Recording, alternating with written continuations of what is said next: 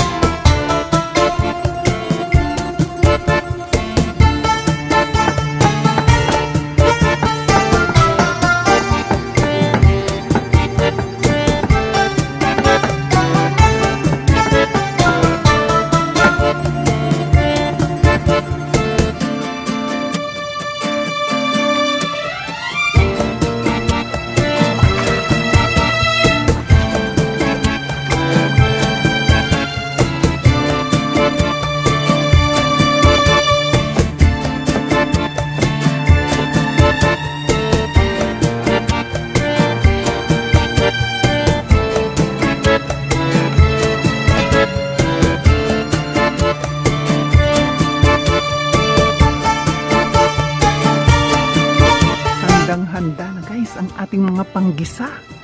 Sangkatutak na bawang, sibuyas at luya. Hindi mawawala ang kinchay. Ayan ang pampasarap guys sa ating recipe for today. At kung handa ng ating mga panggisa, nakahanda na rin ang ating mga panahog. Ayan guys, at hindi mawawala bok choy baka mo.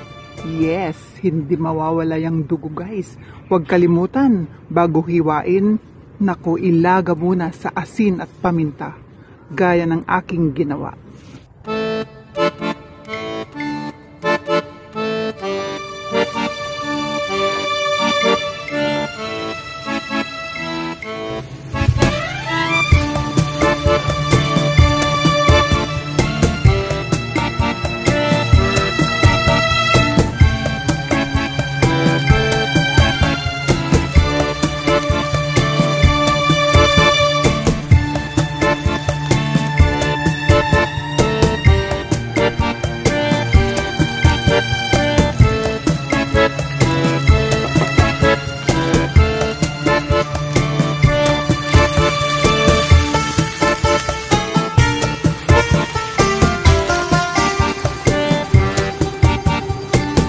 Guys, ganito maraming ricado. Basta bok choy ang lulutuin nyo. Naku, damihan nyo ng ricado para malasa.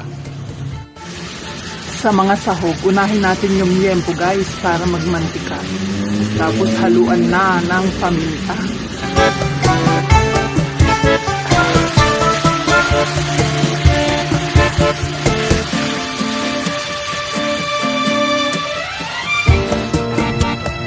Kung napansin yung nag-brown na ang liempo, isunod na yung ibang sahog guys.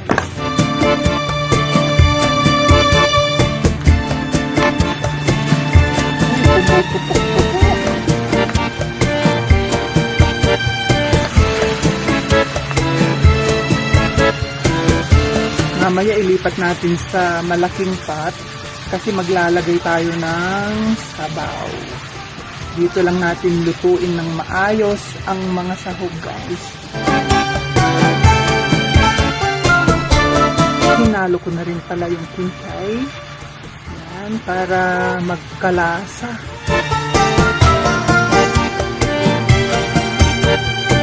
Nilagyan ko na rin pala ng asin kanina. Guys, kung medyo naiga-iga na to, ilipat na natin sa kaldero o mas malaking pot para doon natin timplahan ng sabaw. Ayan guys, wala nang sabaw. Pwede nating ilipat sa kaldero.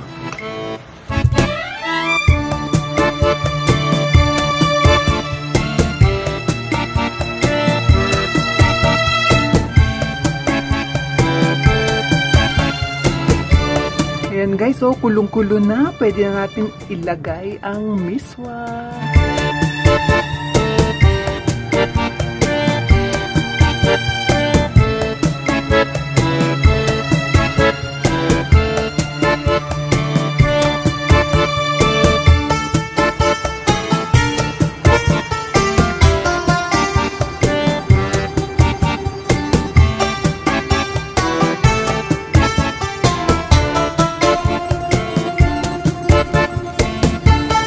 Ito na guys, ang ating bok choy.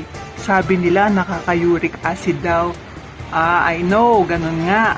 Pero anything taken in moderation, healthy yarn. Kaya guys, let's eat and always remember God is good all the time.